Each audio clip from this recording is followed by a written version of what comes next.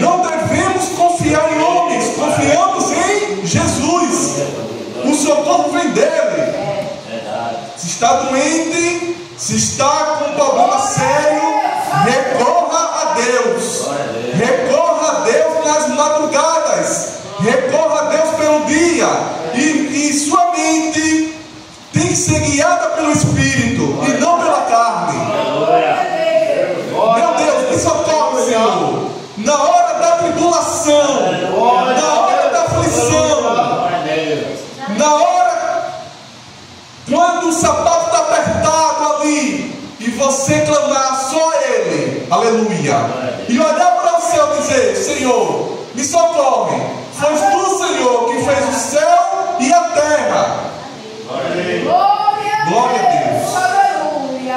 E aqui dizendo, no 4 ele diz: eis quem são